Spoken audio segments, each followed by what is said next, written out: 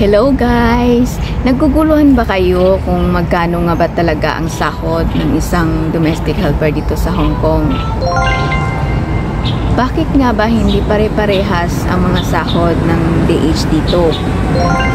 At pagdating sa sahod, sino nga ba ang masusunod sa halaga ng sasahurin natin dito? Sa video ito, sasagutin natin yung mga questions about sa sahod. Kaya sa mga interesado, please keep on watching. Unang-una guys, gusto kong i-explain na dito sa Hong Kong ay mayroong Hong Kong government law. Ang mga tao dito ay sumusunod sa mga patakaran. Kung hindi sila sumunod sa mga patakaran na in-implement ng government dito, magfa-fine sila, lalong-lalo na pagdating sa ating mga domestic helper. So, ang sahod dito sa Hong Kong guys is nakadepende sa government. Every year, dinideclare ng government ng Hong Kong kung ang sahod ba ng domestic helper ay mag-i-stay lang sa halaga na yan o mag-i-increase ng konti. Pati ang food allowance. So, kaming mga helper dito, every year naghihintay ng increase kung magkano yung itataas ng sahod namin dito. Mabuti naman at binibigyan naman nila kami ng importansya kasi kahit papaano nag-i-increase ang sahod dito.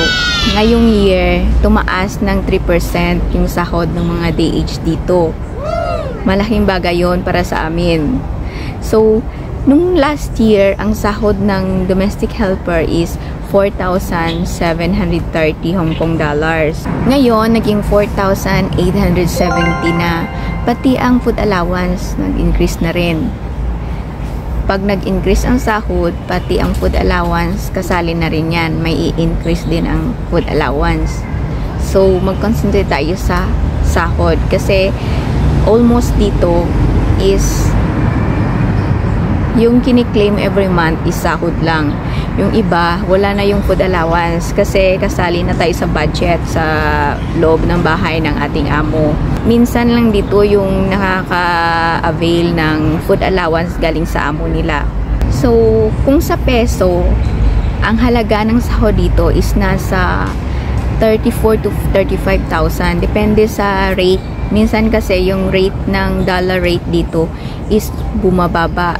Minsan tumataas. So, nakadepende yun sa rate pag nagsahod na kung magkano yung amount niya sa peso. Yung isang tanong, magkano naman daw ang sahod ng first-timer domestic helper dito sa Hong Kong? Ang sahod ng first-timer guys is yung minimum rate. Kung magkano ang dineclare ng government na minimum na salary, yun yung sasahurin nila. Kung tutuusin, mas malaki pa nga ang sahod ng bago or first time na dumating dito sa Hong Kong kaysa sa yung mga dati na. Kasi ang sinusunod nila guys is yung pag pumirma ka, di ba halimbawa lang ngayong year nag-declare na yung government na starting October tataas yung sahod. Yung pumirma that time at hanggang ngayon, ang sahod is yung pinaka minimum na rate, yung pinakamataas na minimum rate. Samantalang, yung mga dati na andito, nung dineclare yung sahod na tataasan, yung mga nakapirma na dati pa, hindi sila kasali. Tsaka pa sila isasali pag pipirma na naman ulit sila ng kontrata kung magkano ang minimum salary that time. Yun yung sinusunod guys. Nagets nyo? Yun. Paano ba i-explain? Basta kung magkano yung minimum salary that time na pumirma ka ng kontrata mo, mapabago ka man or mapadati na nagtatrabaho dito, yun yung susundin. O yun yung pinakamadaling explanation doon. Pinahaba ko pa, So, sa mga bago pa lang, huwag kayong mag-alala, kayo ang mas mataas ang sahod. Kung ang susundin is ang sahod talaga.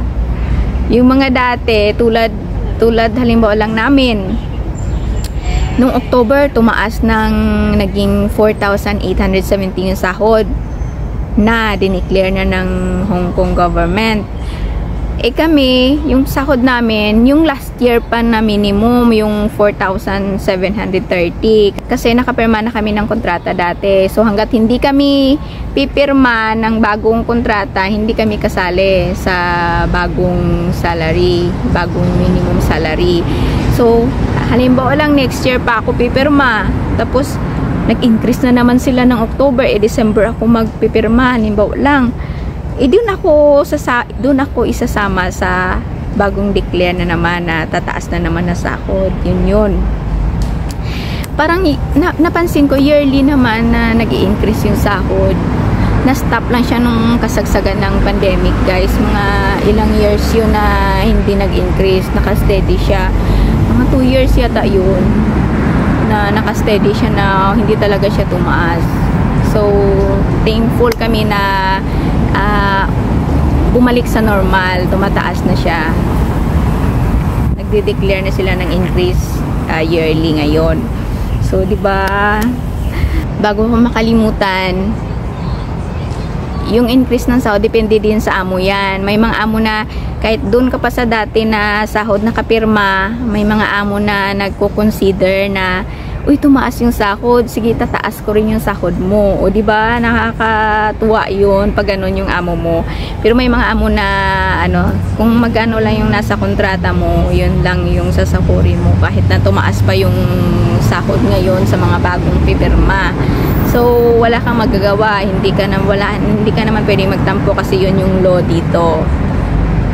Next is, pag matagal na ba dito sa Hong Kong, ang sahod, magkano ba ang sahod? Guys, kahit ilang years ka pa dito sa Hong Kong, kahit 10 years ka na dito, kung ang amo mo, ang sinusunod ay yung law, yung dinideclare lang ng government na ipapasahod sa domestic helper, yun lang talaga ang sasahurin mo. O kung pipirma ka pa ng halimbawa lang, nag-declare yung government ng yung sahod ngayon na 4,870. Tapos pipirma ka ng pang 6 years mo sa amo mo or 8 years. Kung yun lang din yung sabi ng amo mo, kung yun lang din yung ipapasahod ng amo mo, wala kang magagawa. Yun lang din kahit gaano ka nakatagal sa amo mo. Yung iba nga, nag-declare ng sahod yung government na tataas. Nakapirma na yung dati pa na matagal na dito. Yun pa rin yung sahod nila, yung dati na sahod na 4,730. Yun, ganun yun dito, guys, ang kalakaran. Hindi yan sa patagal-tagal. Kasi sumusunod yung mga amo dito na sa law, sa government, kung magkano yung lahat, kung magkano ang minimum salary ng domestic helper dito. Maliban na lang kung yung amo mo is may konsiderasyon, matagal ka na dito, dagdagan ko yung sahod mo, gawin kong 5,000 Hong Kong dollar. O, diba? Uy, matagal ka na sa amin, dadagdagan namin yung sahod mo. O, diba? Nakakatuwa yun pag ganun. Pero may mga amo talaga na pagdating sa pera, kung magkano lang yung dineclare, yun lang talaga yung sasahurin mo. May friend ako na na yung sahod niya yung nakalagay sa kontrata niya minimum salary kung magkano ang sahod. Pero yung binibigay sa kanya, halimbawa lang yung minimum salary ngayon 4,870. Yung binibigay sa kanya 5,000. Pero yung nakasulat sa kontrata niya minimum. Pero ang monthly niya talaga ng sahod 5,000. Yun yung ginagawa ng ibang amo, guys, pag gusto nilang magdagdag ng sahod. Hindi nila nilalagay sa kontrata. Kasi pag ilagay nila yan sa kontrata, kung magkano yung computation, kasi tataas yung computation mo sa annual leave mo, tsaka sa kung mayroon ka mang tatanggapin na long service in the future or sa mga benefits na makukuha mo. So, kung magkano yung sahod sa kontrata, yun yung ikukompute. So, yung ibang amo, wais din. Ayaw nilang mapalaki yung mai-contribute nila sa'yo. Yung minimum lang talaga yung ilalagay nila sa'yo. Hindi nila ilalagay yung sahod mo talaga na binibigay nila na dagdag. Yun. So, may mga amo din na kung magkano talaga binibigay na sahod sa'yo, na kung mataas yung sahod mo, bilang 5,000 Hong Kong dollar, yun yung nilalagay sa kontrata mo. Tulad ko, yung sahod ko kasi sobra sa minimum. Kasi, nung una pa lang, nag-usap na kami ng amo ko na every time na before ako lalabas sa umaga, kailangan kong gumawa muna ng gawaing bahay. So, wala akong problema doon kasi may dagdag ako sa sahod ko. So, kung magkano yung binibigay niya na amount sa akin guys, na above minimum, yun talaga nilagay niya sa kontrata ko. Kasi, ano yun? Anong tawag doon? Yun yung ni-request ko sa agency ko. Kasi alam ko na pag ganun yung nakalagay sa kontrata talaga, is yun yung computation. So, mas mataas yung computation.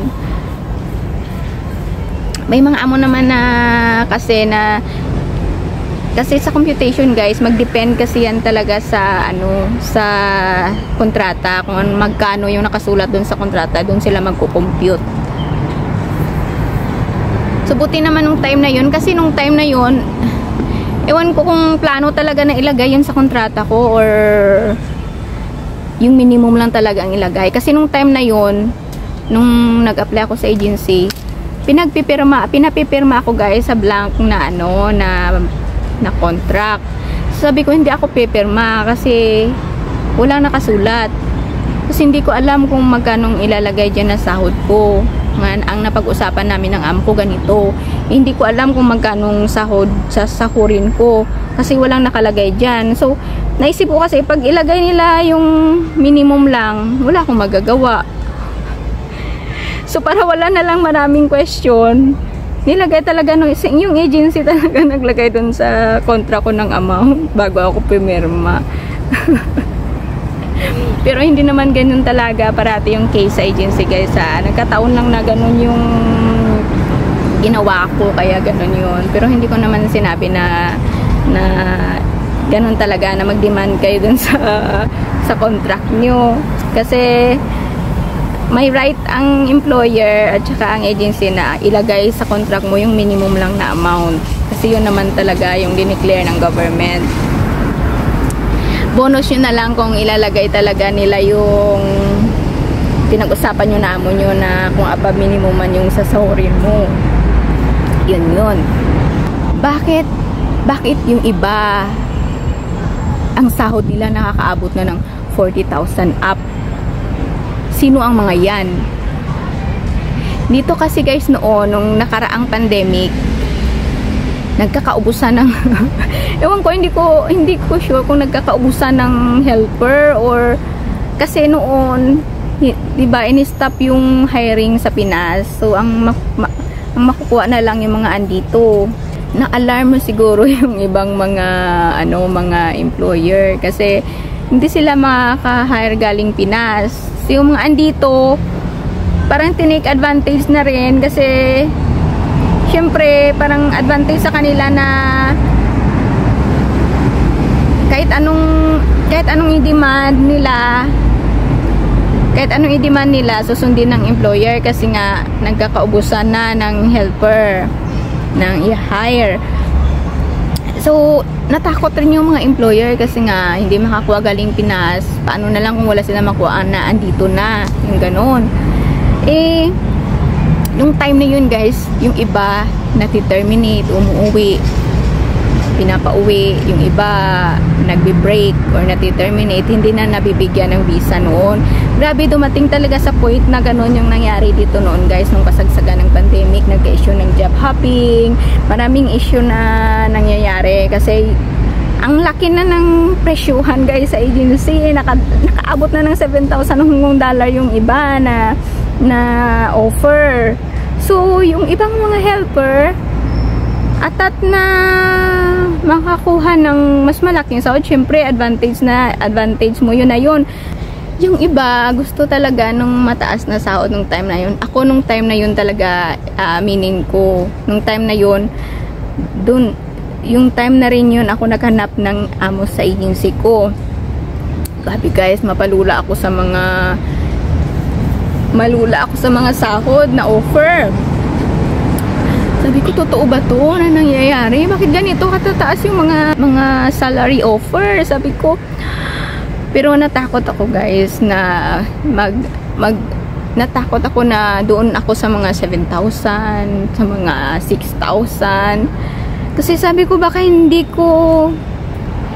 akong mahirapan sa huli pag ito yung piliin ko. Baka hindi ko maano yung expectation ng amo. Siyempre, mas malaki yung expectation nila pag malaki yung sahod. So, doon na lang ako sa guys, sa may makaya ko. So, pinili ko yung isa lang alaga ko. Pinili ko yung magaan yung loob ko sa mag-asawa na mag-interview sa akin. Hindi ko inafter yung sahod guys, nung time na yun, promise.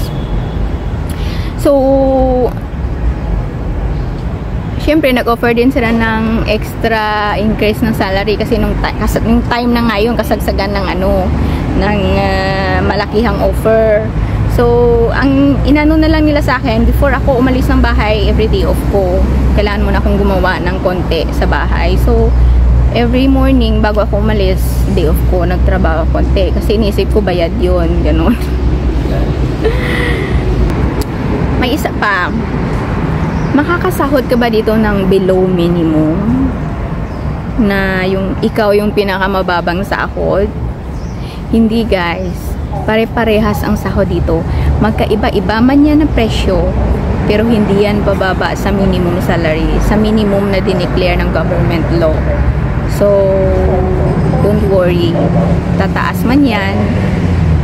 Or sasakto sa minimum, hindi yan bababa sa minimum. Kasi magfa-fine ang employer niyan pag ginawa nila yan. Magmumulta sila. Makakasuhan sila pag hindi nila sinunod yung sahod talaga. So, pag nakaranas kayo niyan, magsabi na kayo. Kasi wala pa akong narinig dito na nagsahod ng ganyan na below minimum. Hindi na yan normal. Pwede na kayong humingi ng advice, legal advice. Meron naman tayo ditong matatakbuhan na sa Philippine Consulate, Polo, yung mga organization na iba na nagbibigay ng advice sa ating mga DH dito sa Hong Kong. Sana nasagot ko yung mga tanong nyo about sa sahod dito sa Hong Kong. In-explain ko na lahat ng nalalaman ko. Please share this video guys at paki-click na rin ang subscribe button. Thank you guys. Please share this video guys and you can support me by clicking the subscribe button. Thank you for watching guys. Bye bye. Tara sa Hong Kong.